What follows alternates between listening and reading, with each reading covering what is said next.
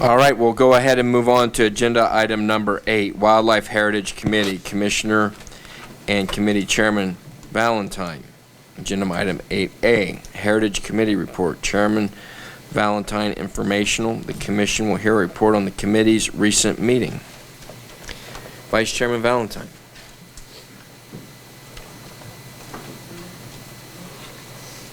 Come on, Tony, come help me.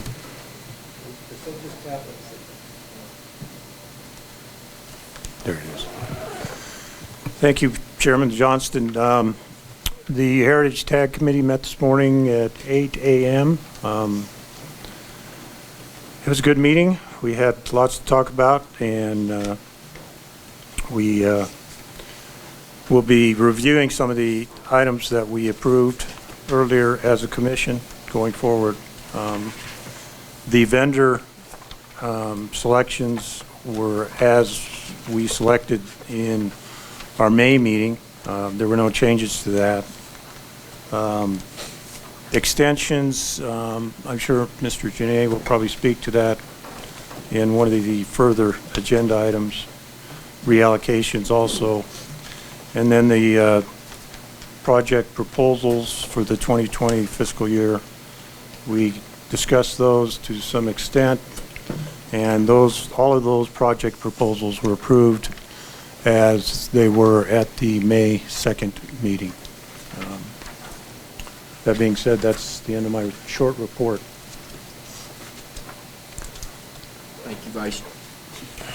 Thank you, Vice Chairman Valentine. Any other committee members have anything to add? I will add at the appropriate time if I need to renew some of my comments. With that, though, thank you for that, Paul. We'll move on to item 8B, the Heritage Tag Vendor Proposals. Chairman Valentine for possible action. The Commission will review the Wildlife Heritage Committee's recommendations regarding Heritage Tag Vendor Proposals for fiscal year 2020 and may take action on the proposals. Vice Chairman Valentine. Thank you, Chairman Johnston. I'll go through the tag vendors as selected for the 2020 fiscal year. For the mule deer tags, there were 2 tags, Wildlife Habitat Improvement of Nevada and Mule Deer Foundation were selected for those 2 heritage tags. Pronghorn Antelope, the Nevada Waterfowl Association, and the Pershing County Chuckers Unlimited were selected for those 2 pronghorn tags.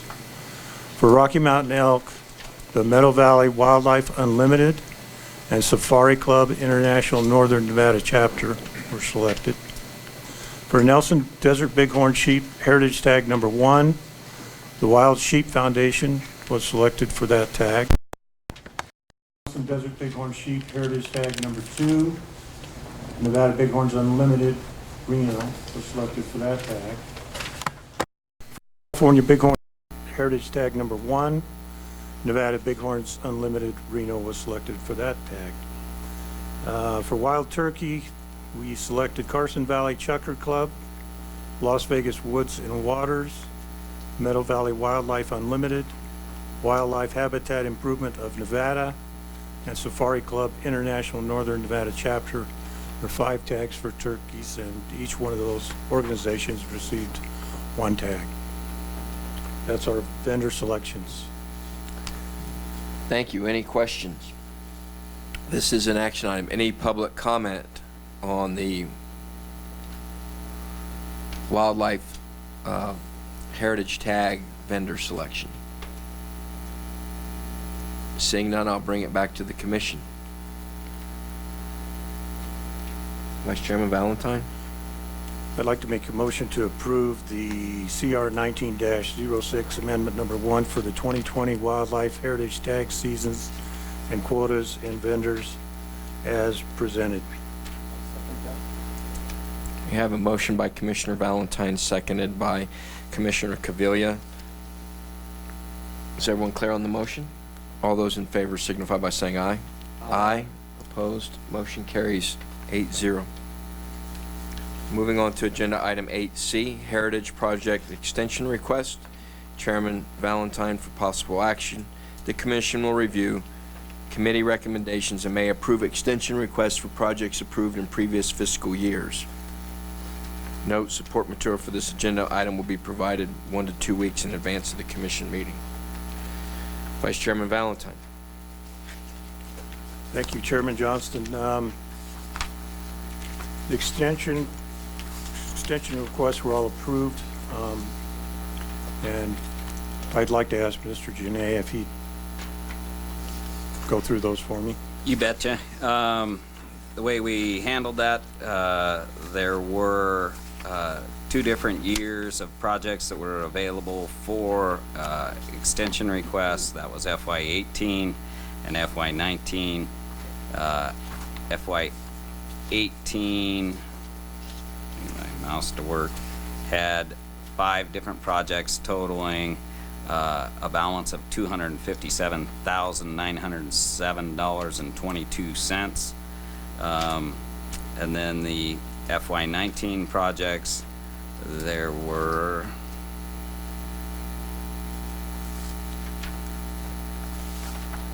wait for it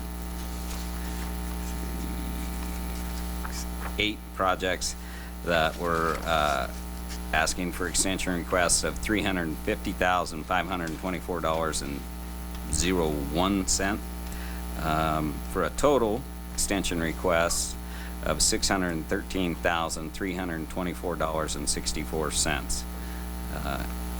If there are any questions specifically to the projects, I can address those, but that was the total extension requests between FY18 and 19. Any other questions? Any public comment? Seeing none? Vice Chairman Valentine?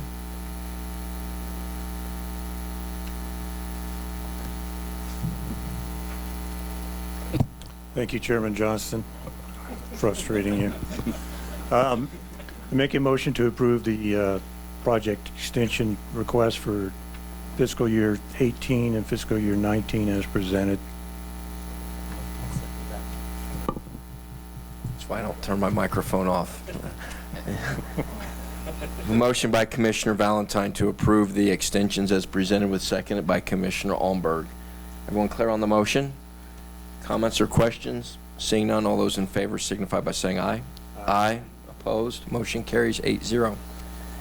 Moving on to agenda item 8D, Heritage Funding Reallocation. Chairman Valentine, for possible action, the Commission will review committee recommendations and may approve reallocation of any unused heritage funds from previously approved projects to other previously approved projects from the same fiscal year. Note, support material for this agenda item will be provided 1 to 2 weeks in advance of the Commission meeting. And there is no proposed reallocation. Is that, you want to give a brief explanation? Yes, for the record, Alan Genet, Habitat Division Administrator. So there were 2 projects that were that had funds that could be reallocated, but since there were no other projects from those years that those dollars could be reallocated to, there's no reallocation available, and those funds will remain in the principal balance of the Heritage account. Which coming July 1 could be available for expenditure. Yep. Okay. So there's no action to take, so we can move on then to the next agenda item, 8E. I guess unless there's any public comment on the prior reallocation with no reallocation. Seeing none, then we'll move on to 8E. Fiscal year 2020 Heritage Project Proposals. Chairman Valentine, for possible action. The Commission will hear recommendations from the committee and may take action to approve up to $979,702.65 for projects submitted for fiscal year 2020 funding from the Wildlife Heritage account. The preliminary funding recommendations from the committee are listed below and may be approved by the Commission. These recommendations may change at the 8 a.m. June 21st, 2019 Heritage Committee meeting. Commissioner Valentine. Thank you, Chairman Johnston. As I spoke or alluded to earlier, the fact that we reviewed the project proposals for the fiscal year 2020, there were no changes from our May 2nd proposed project funding. So if we need to go through each one and indicate what the funding is for those, I'll be happy to do that. If not, we can make a motion and just move forward. I don't think we need to go through them one by one. And we can open it up to public comment at this point in time on those. Public comment on the project proposals. Seeing no Mr. Reese? For the record, Mike Reese, Treasurer for Las Vegas Woods and Waters. I just wanted to add a quick thing on Project 2018. Some of you that were not at the Heritage meeting may not know who all the NGOs that are involved, so I wanted to give a quick list of the people that have supported this in the past and going forward. NBU is a big supporter of this. Southern Nevada Coalition for Wildlife, Las Vegas Woods and Waters, WIN, Wildlife Habitat Improvement for Nevada, NSU, Nevada Sportsmen's Unlimited, Meadow Valley Wildlife Unlimited is donated into this, and Vegas Valley Taxidermy, and on top of that, both the Lincoln Cab and the Clark Cab have approved this in previous meetings. Thank you. Thank you, Mr. Reese. Any additional public comment?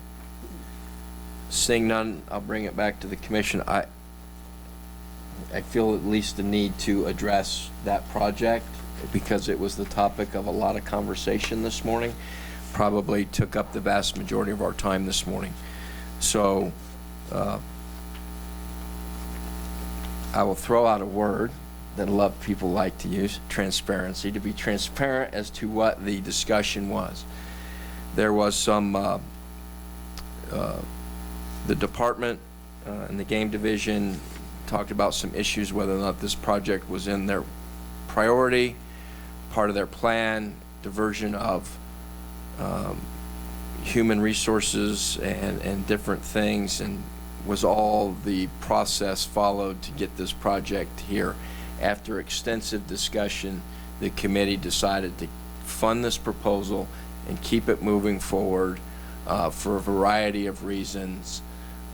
We thought it was a good project and we were prepared to recommend its funding, but there is at least some expressed reservation on the department that this project is not part of their priority list, and that was explained to us this morning. Despite that expressed concern, the committee in a split vote, I believe it was 4-2, decided to keep the recommended funding of $25,000 for Project 20-18.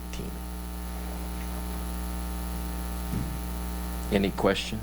Anyone from the committee want to add to that? It was Commissioners Almberg and Cavilla who voted against the funding of that project, so if they want to explain why or say something, they're happy to. Sure, I guess I'll spit out my concerns with the project. You know, again, in terms of priority, the project is not being proposed by NDOW for scientific reasons. There's no health issues with the deer, to my knowledge. Nobody's come forward to say that. And so we're spending money on a scientific study without the ability to put our biologists. We don't have the biologists to put with the study, so that causes concern for me. And we're looking for where we're at today. We know that we have issues with habitat loss. There's other issues with other deer herds in the area. Lincoln County Cab hasn't come out and said, hey, look, we need to do this study. This is in their backyard. And so near as I know, I haven't heard anything still that there's issues with the deer herd themselves. So that's my reservations. Thank you. Any additional comments? I'll share some of mine. I expressed some of my frustration that we did not hear the department's position regarding this project at our May meeting. And I probably expressed a more fundamental view that I believe that the commission plays a role in helping set priorities for the department, and that my hope is that by approving the project, it will become a priority for the department and the project will go through. And I expressed a concern that if we simply took heritage proposals off the project, off the list, or didn't approve funding of them, because NDOW might not like the project, or for whatever reason, it would minimize the role that this commission plays in the heritage funding. That the role we play would be minimized going forward. So that was some of the reasons why I actually changed my position during the course of the meeting as I thought through it more and more. And I feel comfortable in funding this project and get it moving forward. There was also some extended discussion that it takes time to get a project like this going in terms of getting the collars purchased, in place, and what we're hoping is that with the time that's needed to move forward, the project will move forward ultimately, although I suspect that it'll probably come back to the commission and the committee next year for an extension, because it won't be completed by then.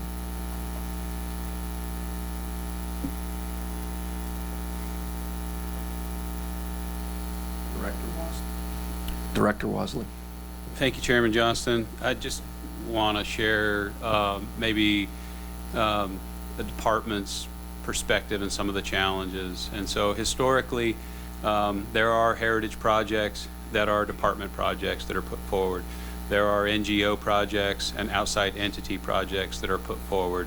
This project is unique in that it spans its origin is, as we heard, from the NGO CAB side, but unlike many of the other projects that we've historically seen and dealt with in this program, it proposes how agency resources and capacity will be spent or will be expended. And so between the subcommittee meeting and the full commission meeting, I learned that there's at least one more CAB that has an idea they want to put forward a proposal as well.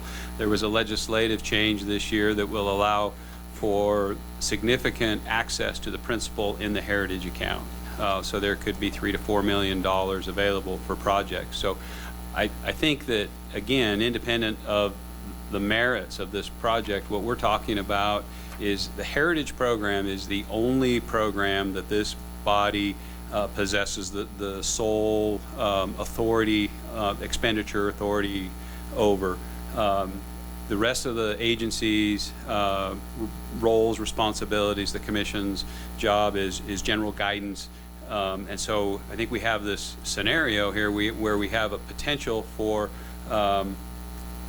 inviting or precedents that's going to invite, whether it be CABs, NGOs, input to the tune of, I don't know why is that timeout, battery, to the tune of $3 to $4 million. Now we got double barrel. To the tune of $3 to $4 million of outside funds. Again, I can't state it strongly enough, the limited capacity that the department has with 263 full-time employees. And as the commission, who has the authority of expenditures of heritage dollars, funds projects that direct program development and resources in the agency, that will come at the expense of other programs and projects, and it's going to require, I think I heard Habitat Division Administrator Janae say that this was a breakdown in the process. And so the project proponent, I heard Mr. Reese say that Mule Deer Staff Specialist Schroeder got on a plane and flew down and that he talked with me about it. And I heard you say that you didn't hear that clearly from Game Division Administrator in the May meeting.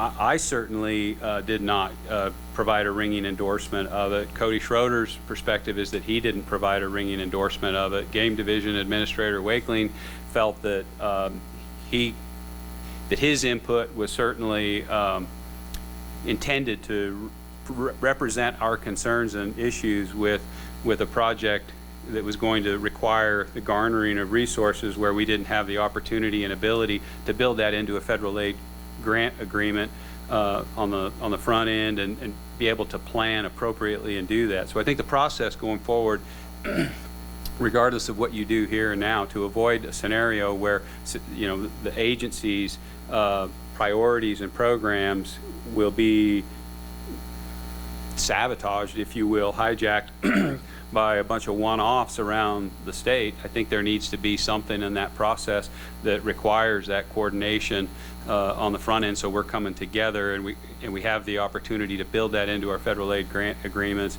and drive and direct the intentions and the questions that we're trying to answer, that we're not driving us apart, but we're driving together.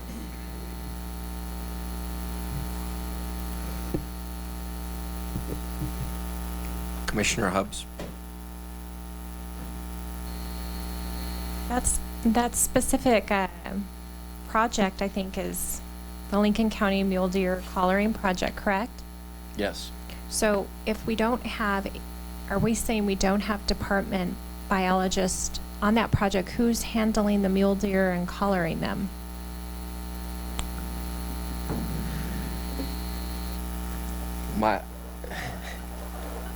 I don't know if I can answer that question at this point in time, but I don't think there's any intent on the committee to hijack or sabotage anything.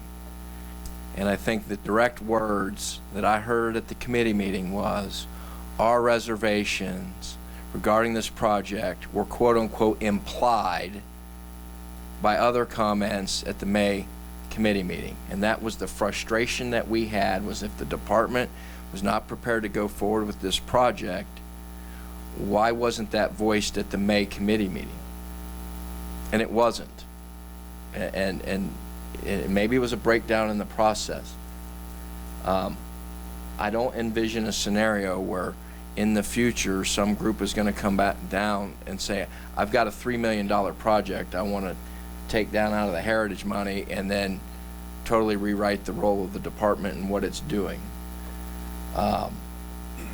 I think the idea is that this project will take time and we can fund it now to get it started, and that the NGOs and the department can work together to get it completed.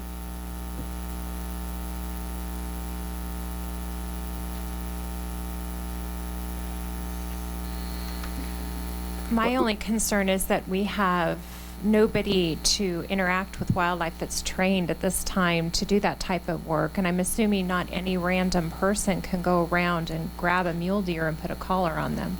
Right. There's not, that the collaring piece will require coordination with the department and won't happen unless there is that coordination. This was kind of my beginning position in the committee meeting was, is the project viable if it doesn't have NDOW support? And then we heard about lead times and trying to get the collars and get this project going. And we heard for the first time in the committee meeting today, it was a split vote. It was 4-2. So 2 members of the committee felt that the project should not be funded. If that's the flavor of this commission, I understand people's competing viewpoints on this, because I changed during the course of the committee meeting upon further discussion, hearing more information and weighing all the factors.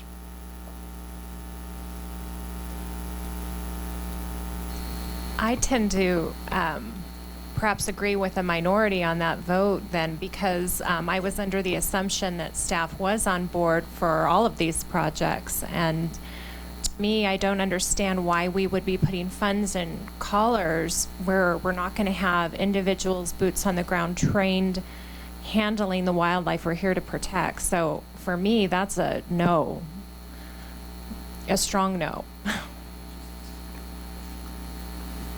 Mr. Chairman, I might, just for clarification for Commissioner Hubbs, it wouldn't be a scenario where somebody untrained would be handling the animals. If it were to occur, it would still need to be either the Department of Wildlife or a contractor acting under the guidance of the Department of Wildlife. So the question is there adequate resources within the department to be redirected to that, to allow it to be accomplished? And if so, what else might not get done, or, you know, is there? And so it isn't, I just don't want you to base your vote on the assumption that it could potentially be somebody other than wildlife professionals handling the animals. So it would be the department or contractor acting under the guidance of the department.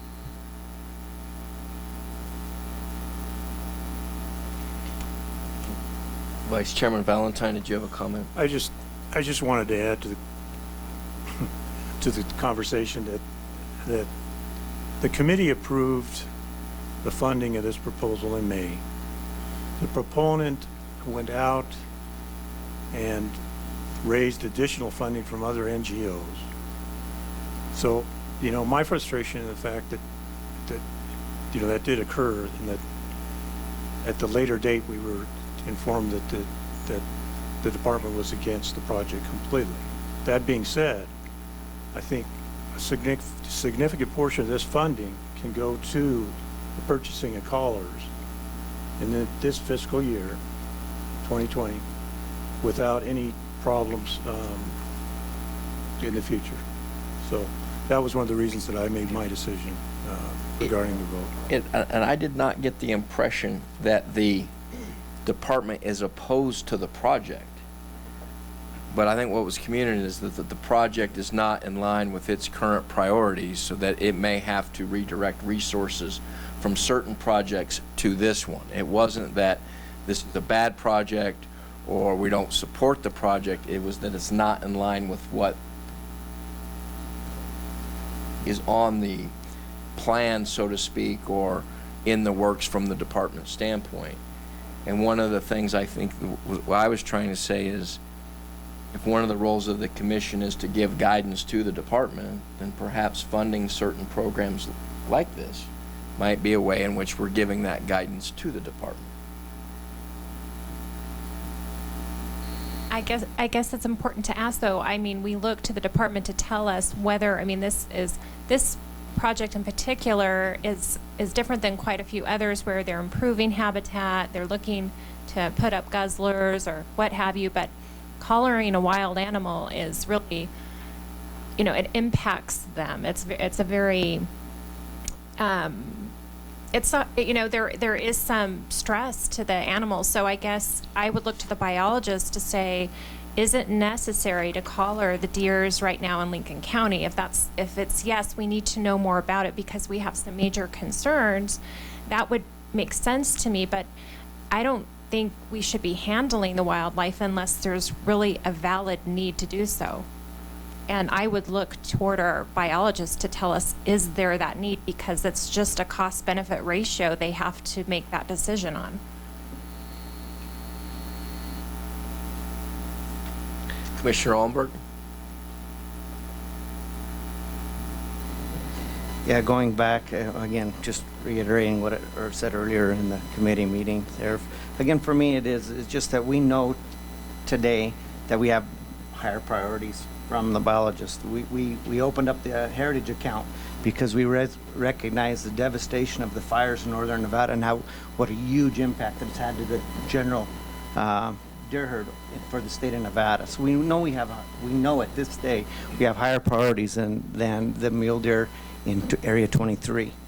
And so for me, the project as it's proposed can come forward next year, and they can get together. They can take that time. We don't actually need to spend the money today to tie up the project.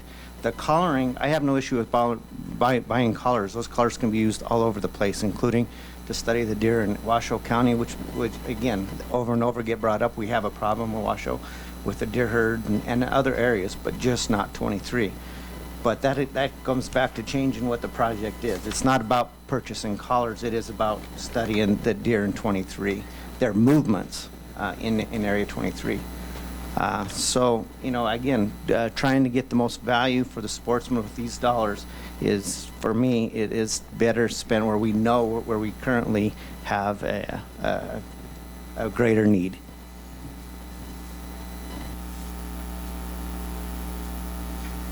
Commissioner Cavilla? I guess as well. I just don't, and I don't know. Mr. Wakeling told us this morning on a study like this, you know, we're saying maybe we're going to get 8 to 10 deer collared. Scientifically, they're saying if they really wanted to do such a study, you need to collar 30 plus deer. Is the funding that we're asking for here even going to provide the amount of data that would be beneficial to the Department of Wildlife? You know, that's partially why this morning as well. I was one of the votes against funding this project, and I agree with Commissioner Almberg. I don't necessarily believe the herd in 231 is one of the herds that's really hurting right now compared to other areas of the state. So I also, that's another reason why I didn't agree with funding this project. Commissioner Barnes? Yeah, I listened to the committee meeting this morning, and I guess went through the same thoughts that you did, Mr. Chairman, about that. But I guess I tended to view more with Commissioner Almberg and Cavillo's points that as I look at the project, I really like the way what this project was coming at it. It's studying deer. But I really question, is this the project? Maybe different areas of the state, and then that together with some of the departments concerned about having enough manpower to take this project on right now. I guess I have enough reservations that I'm more with Commissioner Almberg and Cavillo on this one, that as it stands right now. But I like the idea of the project and the way it was going. It's just maybe this particular project combined with some of the department's reservations that I probably will not support this.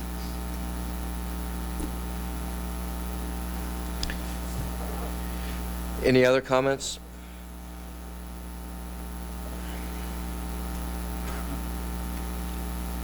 Mr. Chairman, I'll make the motion. I make a motion to approve state fiscal year 2020 Heritage Project proposals as recommended by the Heritage Committee at the May 2nd, 2019 Heritage Committee meeting and the June 21st, 2019 Heritage Committee meeting as presented. Second? Is everyone clear on the motion? All those in favor signify by saying aye. Aye. Opposed? Okay, so who were the ayes? 3. Nays? 5. So the nays were Commissioner Hubbs, McNinch, Barnes, Almberg, and Cavilla. So the motion fails. Don't look at me to make a motion. I just seconded the motion that failed, so.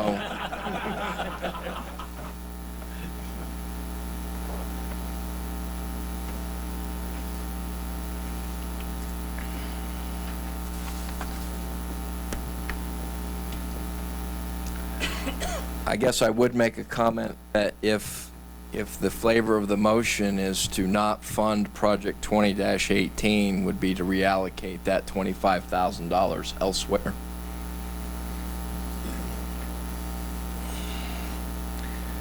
Commissioner Almberg. I'll take a stab at it.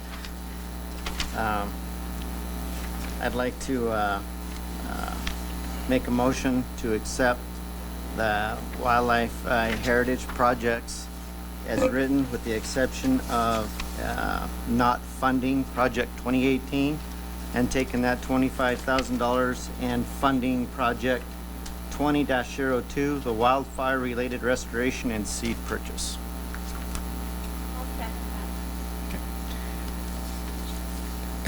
Motion by Commissioner Almberg, seconded by Commissioner Hub to approve the wildlife, the heritage projects for fiscal year 2020 as presented, with the exception that Project 20-18 would not be funded and the $25,000 would be reallocated to Project 20-02. Is everyone clear on the motion? I'm going to call for the vote in a second, but I'm going to vote for the motion because I'm not going to oppose the expenditure of heritage money on these projects. But I think where I stand on the entire issue is clear from the committee meeting this morning and the meeting this afternoon. So, yes. Just for discussion on the, on where to spend the rest of the 25,000. I guess the question I have is going to be for Mr. Janay. There's another project, 20-04, Tule Springs Elect Juniper Removal. I'm fairly familiar with that area. It's not too far from where I am. And I believe that project could use a little more funding.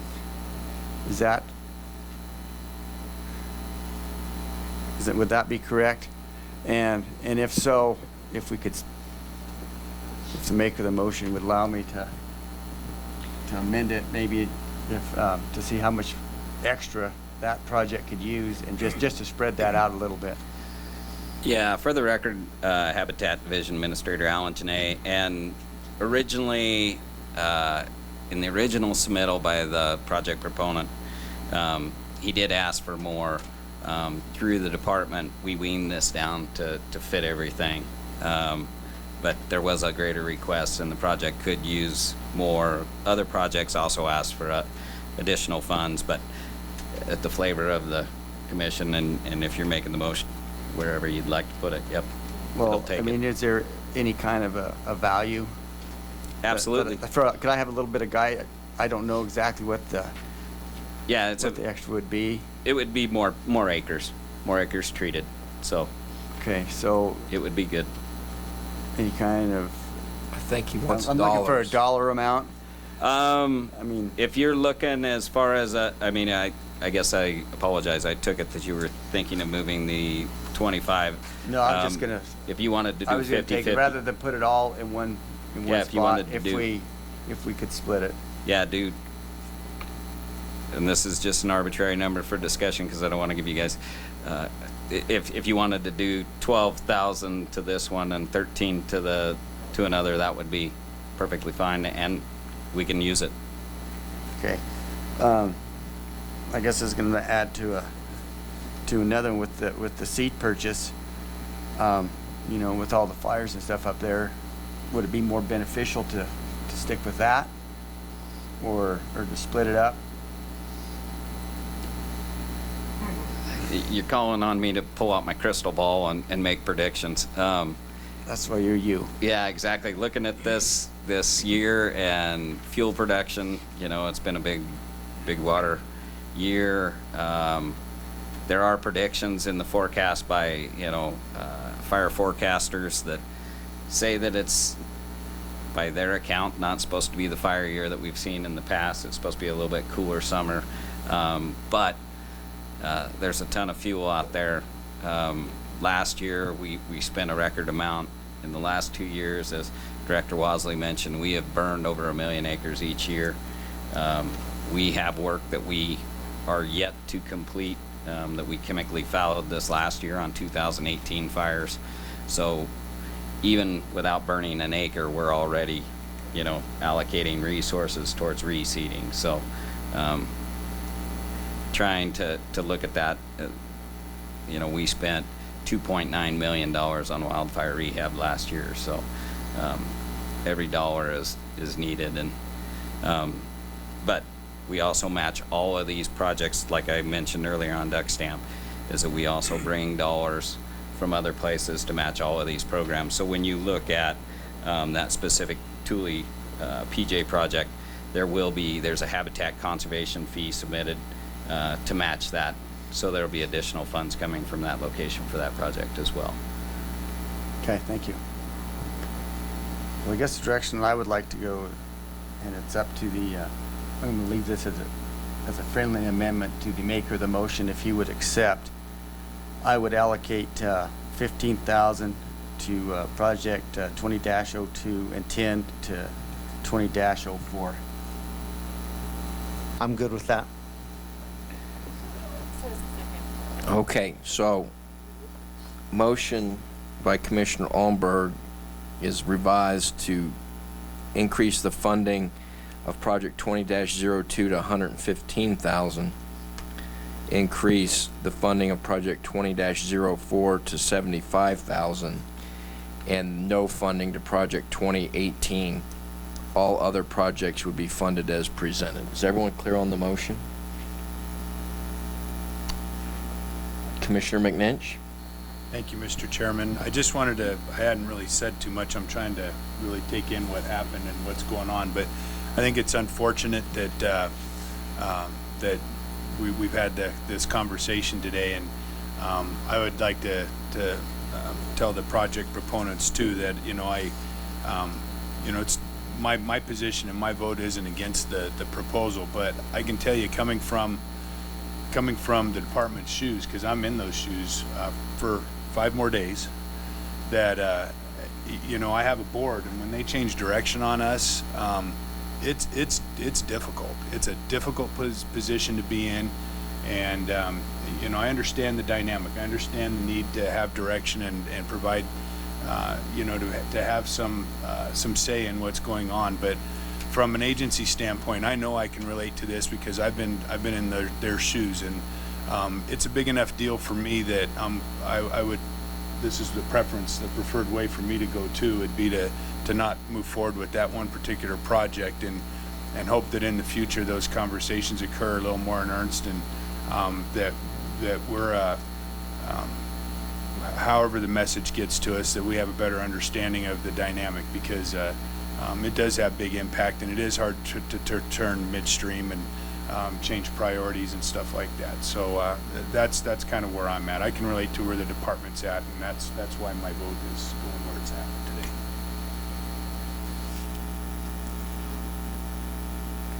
Commissioner Valentine? I understand the motion, and I can't support it because, as chairman of the Wildlife Heritage Committee, I feel an obligation to support the committee's recommendations, so I'll be voting nay on the motion.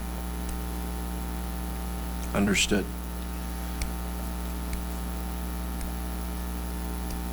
All right. That being said, I'll call for the vote. All those in favor signify by saying aye.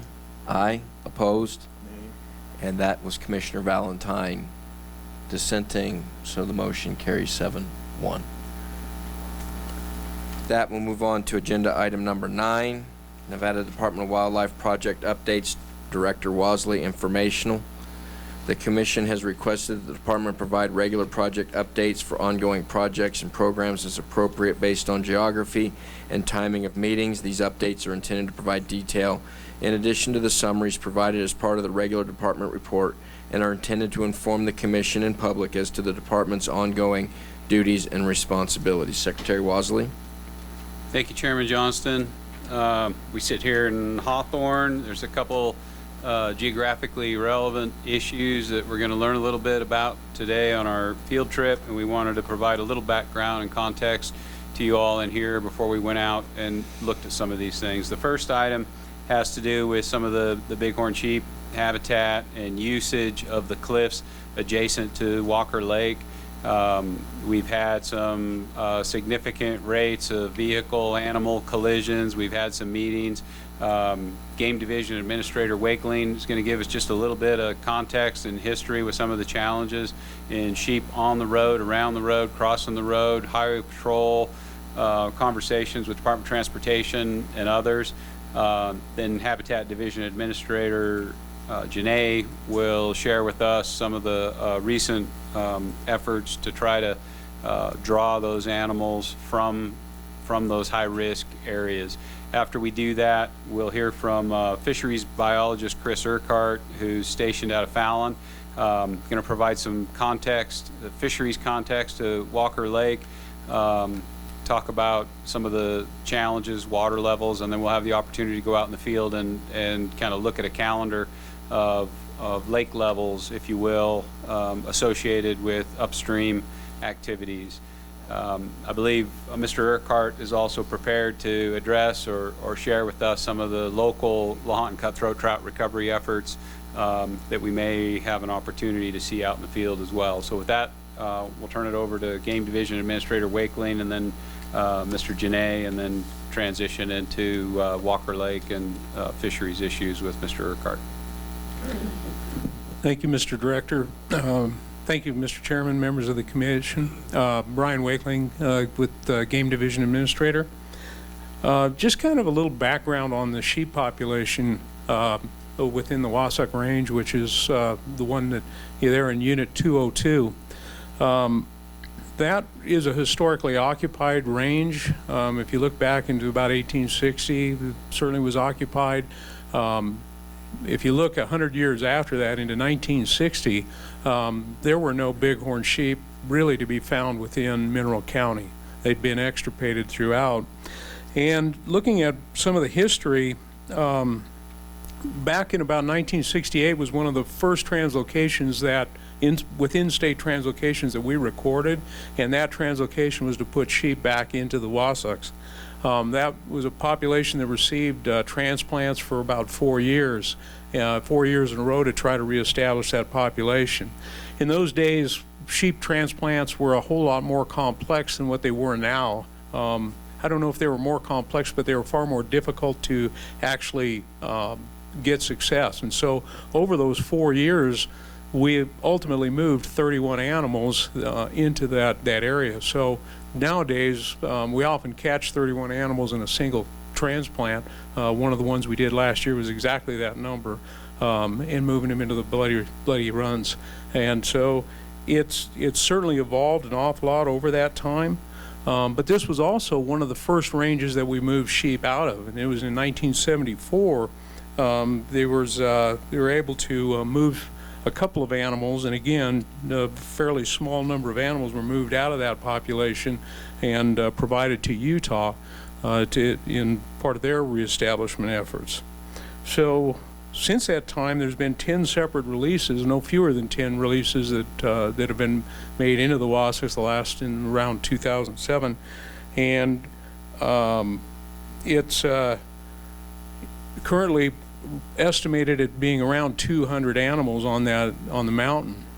One of the challenges that we've had with the success of some of these reestablishments is that they become very popular for people, and with the roadways right there in immediate adjacent to that population, those sheep often, some of the best habitat for the sheep in that area is a 3-mile section we'll undoubtedly look at today that is immediately adjacent to Walker Lake, and it's also immediately adjacent to the highway.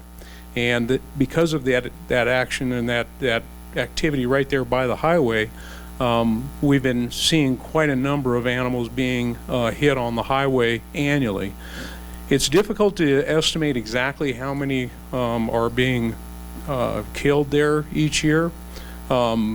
The department and the Department of Transportation are working together to try to document road injuries and fatalities of wildlife as we encounter them.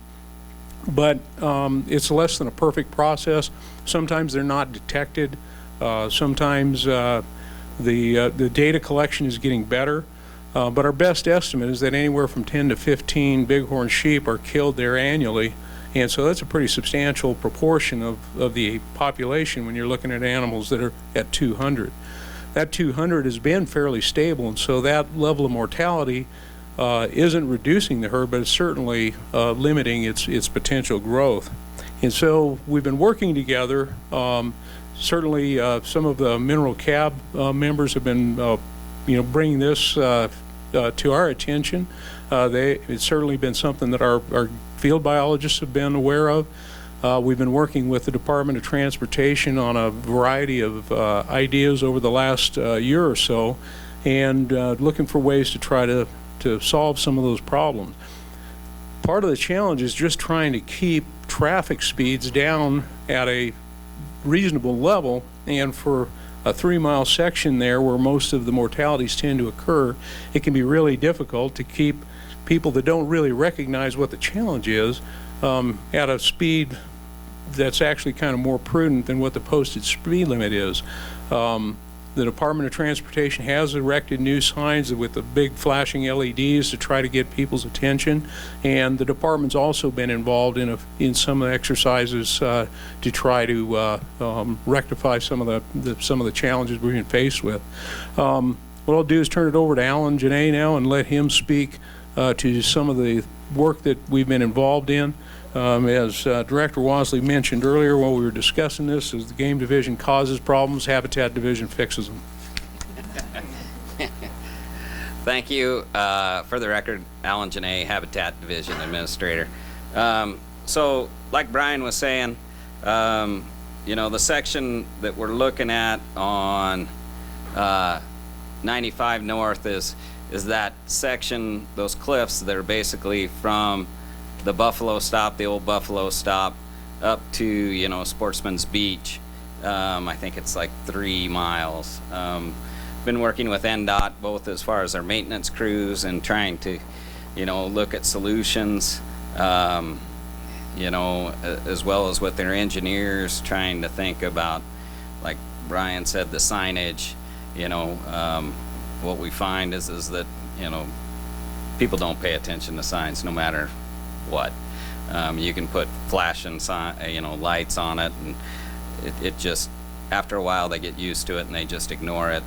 So with novel drivers it'll probably have some success, but the real solution is trying to, if we can't physically block them from coming down onto the highway, which is truly the issue. That's all cliff face. We'll see it this afternoon on the field trip. If you pay attention, you look at that. We have considered all types of proposals to try to get on there, to try to, try to put a physical barrier to these sheep to come down to the highway. We haven't ruled out everything. We're still looking at that. But one of the easy solutions in looking at this was, maybe one of the things that is a draw is water. If you look here at this little community right there, Walker Lake, you can go take a drive through there most any day, and we've tried to do some education in there with the residents, but previously there was open water and they were watering the bighorn down there, and so that was helping draw those sheep off the mountain. So we've tried to work with the residents there to educate, and then also what we have done is we worked with the Army Depot to get clearance to construct a guzzler on their land, and on April 11th we went up there and constructed a unit, 11,500 gallon capacity guzzler. Immediately following that, we brought in our helicopter with a bucket and filled that unit. This is the volunteer workforce that was in there. I can generally try to point to it today on the field trip, but this is one of two. We've got another one that we're working with Carson City BLM to try to locate a little bit further down and on the other side of this ridge, so trying to get those sheep to get habituated to that water a little bit higher on the slope. Cottonwood Canyon here does have water intermittent, you'll see that today, and they do come down and use that, but it's really trying to throw everything at it to try to come up with solutions to try to stop the hits. I don't recall if Brian, Chief Wakeling mentioned it, but strikes probably somewhere between 15 to 20 animals a year. So despite the population growing quite well, even with that harvest, we just see future impacts, and luckily it hasn't resulted that I know of in any injury to any motorist, but that's always an implication, especially on a 2-lane road, and we'd hate to have a situation where, you know, we're not only losing sheep, but now we're injuring people. So we're still working on it, but we did implement one solution strategy, and we'll be able to at least point to the direction of it today. And we are trying to get a contractor on site that has dealt with these types of situations. If you look at some of the other cliff type country along some of the highways, you can see some of those rock barriers that are constructed. They're really heavy material, driven in. We are trying to see if anybody's got any ideas along those lines. But this was the first attempt, was try to put water higher on the mountain, try to pull them up. So that unit is now sitting at about 75%. We hauled about 5,000 gallons worth of water, and then the storms that we've been seeing took it up to 75%. So it's there and it's available, and we've got cameras monitoring. We haven't pulled the cameras yet. And like I say, it's only been since April 11th. So, and we're hoping Carson City BLM will get us that clearance on the other guzzler in very near future. So, with that kind of gives you an overview of this, the issues and the attempts we've made. And if anybody has any creative solutions today when you're out there on the field trip, we're all ears. It's definitely quite a quandary. So with that, if you have any questions, I can possibly help. Any questions for Mr. Janae? Thank you, Alan. One other item for context. Alan, could you put that picture back up again, please? Can you show where that buffalo stop is? So this was also one of the areas that elevated the proximity to dwelling shooting regulation that was discussed, because there were some hunting that occurred from that buffalo stop area right adjacent to with the road on one side, the residential area there. This was one of several areas around the state that kind of elevated that issue. So we'll have an opportunity to look at that out there today. I just want to put that on your radar too. Thank you.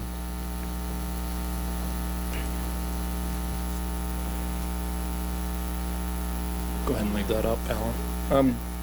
Yeah, leave that there. That's good. I'm Chris Urquhart, fisheries biologist for Department of Wildlife for the Carson and Walker Basins. And I realize it's close to lunchtime, so I'll try to make this as brief as possible. I don't have a whole lot of opportunity to talk about some of this stuff, so I get kind of excited, and I'll try to rein it in a bit. I wasn't sure if we were going to have a projector able to show this or not, but I did bring a few copies of some of the kind of visual representation of some of the issues that we're talking about. So historically, Walker Lake has been a very good sport fishery for the Department of Wildlife as well as the people of Nevada, and through several reasons, mostly agriculture, the water level in the lake has dropped, and subsequently the TDS level has risen. It's a terminal lake in Nevada, which means there is no outlet. So as the water level drops and it evaporates, the salinity increases. And this has been ongoing since man got here, and eventually it got to a level back in about 2009 where we could not any longer acclimate our cutthroat to the high salinity of the lake. And so since then it has ceased to be a sport fishing opportunity for us. About that time, Senator Harry Reid, as well as our Walker Lake Working Group, Glenn is here and he'll be talking more about this as we get to the lake. There was a large amount of money appropriated to start purchasing water rights along the Walker system in order to deliver water back down to the lake to raise the level, subsequently reducing our TDS levels to levels where we can get our native cutthroat back into the lake. That's been ongoing for quite a while. That program has gained momentum. They've purchased a lot of water rights from willing sellers is a very important point of that. It's only ranchers, only people that have water rights that approach the program. sell. They don't go out looking for those, and they don't approach other people about it. But we can talk about more about that when we get there. So, as you can see from the graph that I handed out, Walker Lake continues to decline, except during big water years. You have events like 96 to 98 where we had floods come down, and then more recently in 2016, 2017, you can see on that blue line how the lake level actually rises, and then the red line you can see is the TDS level where it falls in response to those lake rises. I highlighted some target levels on that just to kind of give you an idea where we're at currently with the lake. The most recent monitoring puts us right around at 22,000 for the TDS level. And for comparison, Pyramid Lake is very popular, and everybody knows about Pyramid Lake and the fish that it produces. It's somewhere in the 3 to 5 range, I think. So that kind of gives you an idea how far above, Pyramid Lake, Walker Lake is. So there's a lot that goes on behind the scenes with the water acquisition program and getting water down to the lake. But some of the things that we have done in anticipation of that program and the lake recovering is some of the stuff that you'll see today on the field tour. Hopefully we can get up, and I wanted Alan to lead this up here. So.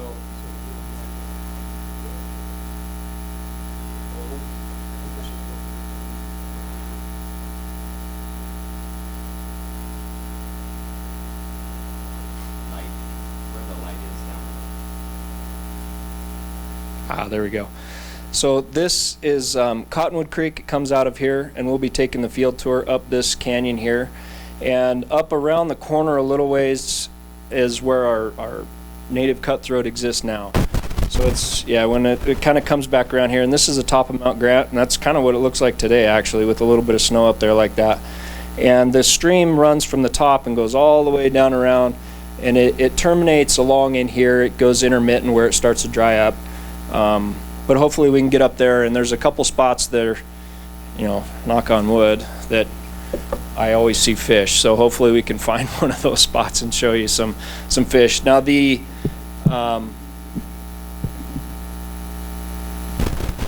important thing about the fish that we actually have in this stream right now is they are native Walker Basin cutthroat, which is for Nevada. This is the only place they exist now, and we put them in 2016. We put them in there, so they're fairly new residents to the stream. There's 6 populations that exist in California, and this one in Nevada, and that's the only Walker Basin cutthroat that we have left anywhere. So those fish are what we are hoping to be able to acclimate back to the lake. We have some studies and some different strategies going on to make sure that those fish can survive and produce what we would like to see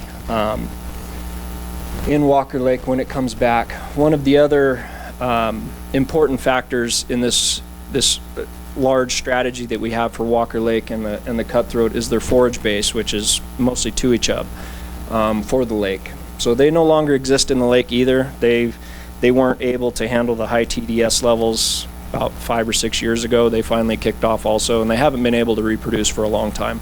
But they're a long-lived fish, so they made it for a while, but we saw that they weren't able to reproduce, so we put some refuge populations up on Mount Grant. One is called Rose Creek Reservoir, which we won't be able to see today. I don't know if that's a Google Earth. You might be able to zoom in on it though, Alan, if you know where it's at. It's a little bit further. There you go. So there's that zigzag line that goes up. There it is, right there where your little clicker is. So that little reservoir there has our resident Tuichub, which is another native Nevada fish, from Walker Lake. We put them up there, and they're doing great in there. And through hydrologic connectivity in pipes, there's another reservoir further to your left, Alan, Cat Creek Reservoir, which is in that steep canyon right there. Yeah, so yeah, I believe that's it. It's hard. House Creek. Keep going left. Okay, there's Black Beauty, so it's above Black Beauty there. It's up in that canyon there. And it's another reservoir that has Tuichub in it now also. So we have a large population, relatively large population of Tuichub that we'll be able to put back into the lake prior to the cutthroat. So it's a staged process, right? We have to get the forage base back in there before we can put the cutthroat back in there.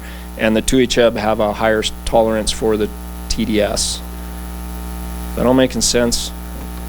I'm seeing a lot of glazed looks. It's close to lunchtime. So anyway, that's kind of a very short version of what's been going on between Walker Lake and Cottonwood Creek.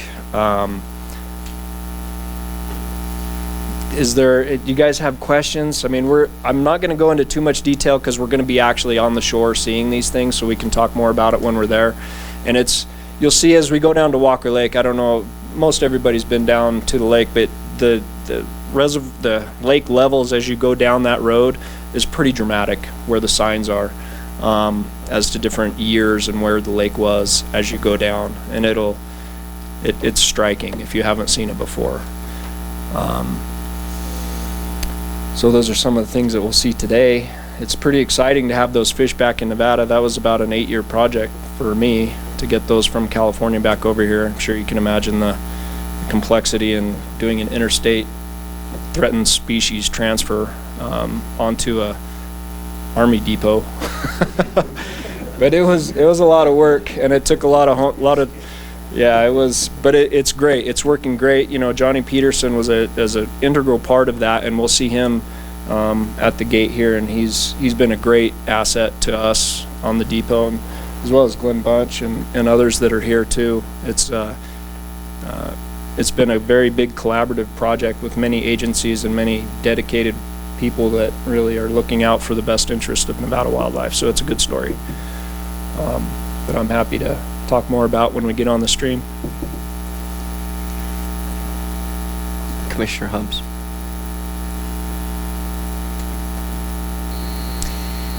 Yes, I had a question just in regard to the acquisition of water rights and hopes to, I'm assuming you're hoping if you can obtain more water rights, they will not be used for irrigation as much. I think the irrigation and the farming, is that what's contributing the saline content to the water supply? Not directly. Okay. So the lack of flow into the lake is what contributes to the raise in the salinity. Now the lack of flow in the river can be attributed to many things, one of which is the use in farming practices. Okay, there's also drought and other things. So it's basically a use, like the quantity of use, you're directing maybe some more use to the river channel itself, so it reaches the lake. When they acquire the water, they're mandated through their program to deliver that water to the lake. They have certain programs that allow them to reestablish native vegetation and things on the fields that they fallow because of the program. So they can use a little bit here and there because of that, but it's very complicated, and it ends up in courts a lot as to exactly how much and when they will be able to deliver water to the lake. But that's the goal, and that's what the Walker Basin Conservancy is now the program that's in charge of that, and that has even changed hands. It used to be National Fish and Wildlife Foundation, and it was others, but there's a long, complicated history there, but that's their goal. You can see on the graph that it's largely related to the amount of water flow. So like when snowpack was decreasing. Yes. But then what's interesting is the snowpack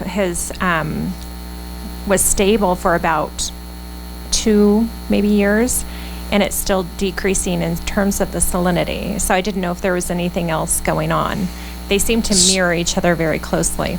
They do. It's a very strongly correlated relationship between water, the lake level, and the TDS.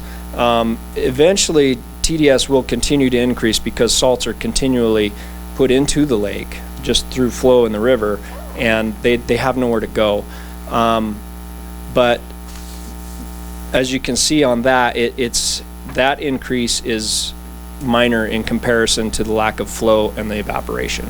The evaporation of the lake and the subsequent dropping is really what increases that TDS level quickly.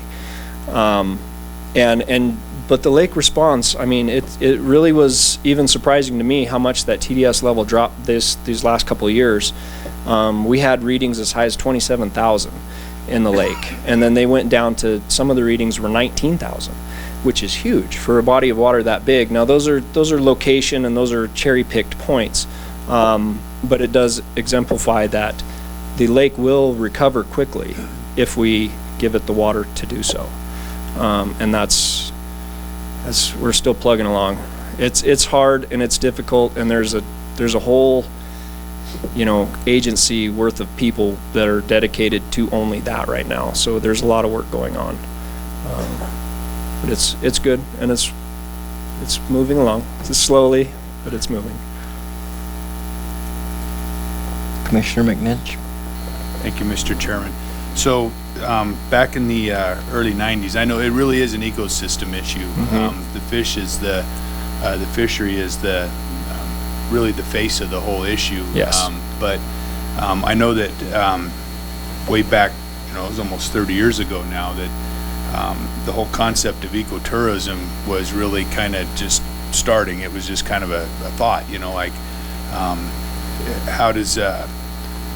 how can we get wildlife viewing, wildlife stuff? How can we get communities involved in that other than fishing and those types of uses? And I know that back that 30 years ago, there was a realization that there were, you know, the common loons in particular, that there was a much more significant use of the lake for that particular species than anybody had really ever realized. And they created what did they call it? Loon Days, or they called it, yeah, help me out, Glenn. But literally they were trying to, it was kind of an Eagles and agricultural concept like we have in Gardnerville area in the Carson Valley. This was a precursor to even that, where we were trying, there was an effort to, you know, NDOW would take their pontoon boats out and take people out to go see the loons and learn a little bit about the lake and, you know, what it's all about. And when those fish died off, when those fish went away, that whole event went away, and there was actually golf tournaments and people would come here to participate in that. And so there was an economic benefit to not just the fishing aspect, but for people that were interested in these birds. And Absolutely. So it is a huge deal, and you know, getting those fish back has a way bigger impact, and it just creates a healthier ecosystem in general, and that whole thing will eventually probably come back. Yeah. I started working at Walker Lake in '98. Started working there. I'm from Fallon, so I always, you know, come over here occasionally and fish. But I started working as a seasonal, doing creel and that kind of thing in '98. And I remember going on the loon tours and all that. And so I wouldn't say I saw it in the heyday, but it was pretty good back then. You know, the fishing and the fish and the birds and just the whole community and everything. It was a really good thing that we're hopefully. Yeah. It started off with a thought of taking a pontoon boat out, which we did. NDOW brought their boat out, and one boat went out and for an hour or so, and over the next few years there were a couple of boats that would go out and or a couple of trips. And pretty soon the intent was, you know, we got to turn this over to the community, so it's not an NDOW driven thing, that it's a community driven thing. And I don't know, to me that's really the basis of, you know, where that conservation really takes hold, is when people take ownership of that kind of stuff. So anyway, I couldn't agree more.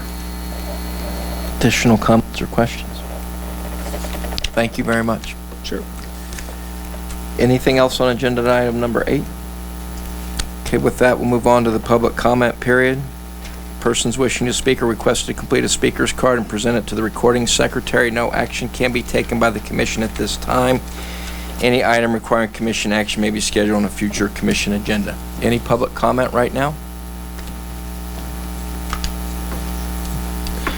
For the record, Mike Reese speaking on behalf of myself. Earlier you talked about in Vegas having a talk on quota setting and stuff like that, when we're not really doing that. One of the things that continually comes up that I hear about all the time is on the tag draw. I think I understand it. I know most of the general public doesn't. But one of the things, the question that came up that I can't answer is the fact that you hear stories of people that get 3 and 4 tags all at one time. The question that comes up is the computer program set up to everybody that applied for sheep with their sheep tags? They get allocated a number right then and there. And then is everybody that applies for antelope that has their numbers and stuff, are they generated a low number, generated a number so they can get the lowest one there to do that and move forward with it throughout the bear and the deer and stuff? My assumption is that's how it happens, but I don't know. And I don't know if the department has any literature to actually explain how our draw works or our software. So in your consideration for talking quote and stuff like that, I would be happy if you guys discuss the draw and how it actually gets generated. Okay. Thank you. Thank you.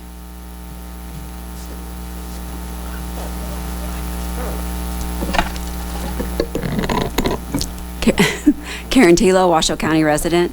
I'm here today to express my concern that we need to do more conservation related to bobcats. The concern over decreasing bobcat populations has been brought to your attention before.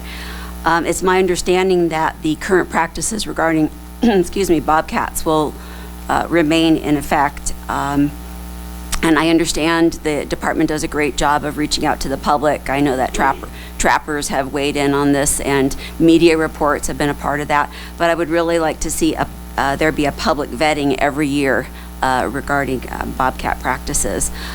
Also, based on my discussions during the break, I want to thank the department for their efforts in getting to the table regarding the new Department of Outdoor Recreation, which could certainly have an impact on wildlife and wildlife habitat. As an avid outdoor person, I'm very concerned. And I know that sportsmen seem to govern themselves, but who's going to govern all these wildlife watchers like me pouring into the state and the impacts on wildlife? I'm very concerned about that. Also, I want to thank the department for their effort on the sheep on the road. I worked for rural clinics for many years, and I was part of jumping out of cars and in high heels, no less. I'm trying to get sheep off the road in the areas that you will be visiting this afternoon. So thank you very much. Thank you. Come on up. Greg Caldwell, Walker Lake resident. I enjoy seeing the sheep as much as anyone. We see them all the time. But sometimes going down the road, right there, like between Sportsman's Beach and Cottonwood, we see them coming across the highway, and at times I've slowed way down, put my flashers on, only to have somebody come flying around me. It's a wonder they didn't hit them. So I'm thinking, even with the guzzler up there, aren't herds still going to come down to the lake to drink? And my only proposition would be to put, like, from Sportsman's Beach to Cottonwood, bring it down to 35 miles an hour in conjunction with the flashing sheep signs together. So it might wake some drivers up, because that 50 mile an hour zone right there in Walker Lake, they don't pay any attention to that. Very few do. If the traffic's not heavy, they just fly on by 65 or, you know. So that's my suggestion. Thank you. Nice hat, by the way. I got more. Any additional public comment?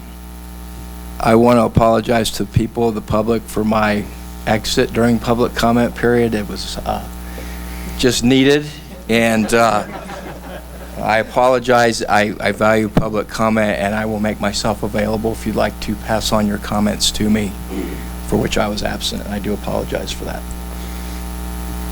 Seeing no other public comment, the tour will begin.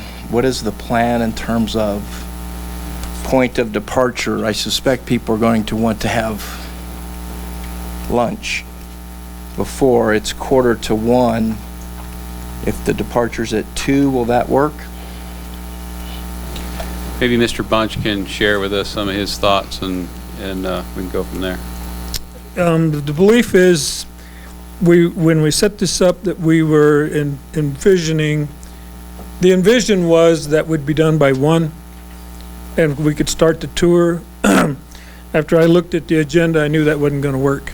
So 2 o'clock is fine, or 2, whatever we work with, and let's meet, for those that are here, we'll meet out front, and then we'll go from here to Cottonwood. Okay. Okay?